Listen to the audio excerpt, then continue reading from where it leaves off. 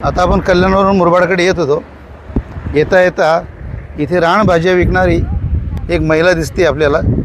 तर बघूया तिच्याकडे काय भाजी आहे. जंगलामध्ये आता अनेक प्रकारच्या भाज्या उगवतात पावसाळ्याच्या सुरुवातीला. अजून पावसाला सुरुवात झाली नाही, पण पाऊस पडण्या अगोदर ज्या भाज्या उगवतात. आता त्या मावशीला आपण विचारू तिने कोणती भाजी आणली विकायला. तिची 2 मुलं आहेत बरोबर, आणि भाजी घेऊन आलेली आहे ती. तिला आपण ते विचारू तिने कोणती भाजी आणली. ही टोपल्यामध्ये भाजी दिसते. भाजी ओळखीची वाटते. अशा गावरान आणि बिनखताच्या भाज्या खायला खूप चांगल्या लागतात आणि ह्या आयुर्वेदिक असतात. ह्या भाज्या खाल्ल्याने काही त्रास होत नाही. आम्ही थांबलो म्हणून अजून एक गाडी समोर थांबलेली आहे आणि ते पण भाजी घ्यायला मला वाटतं आलेले आहेत. बघूया ते काय करतात, भाजी घेतात की कसं काय ते.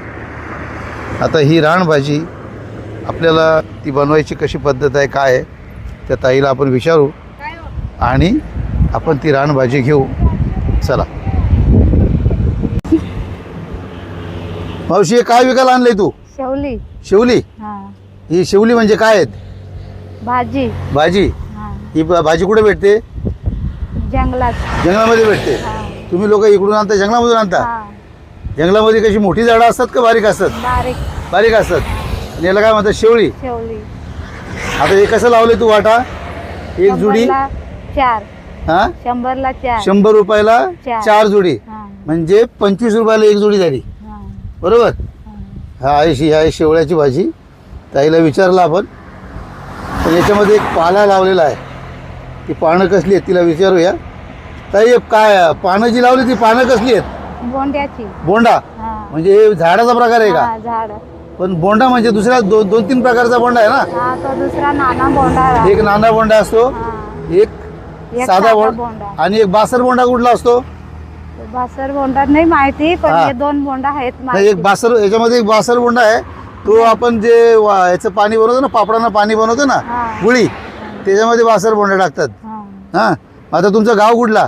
राजूनगर. राजीवनगर म्हणजे पोटगाव. हा, पोटगावच्या जवळचं. हा. आणि तुम्ही आता हे पाठीमागे जे जंगल दिसतंय हा.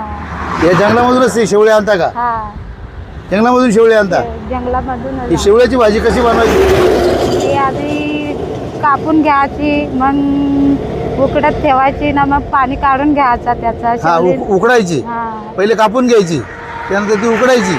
उकडल्यानंतर ते पाणी गाळून घ्यायचं. हा. आणि मग ते पाण्याला काय करायचं? रस्सा बनवायचा त्याचा. फोडणी द्यायच्या रशाला. ह्या ताईने जो बोंड्याचा पाला त्या जुडीबरोबर बांधलेला आहे, तो पाला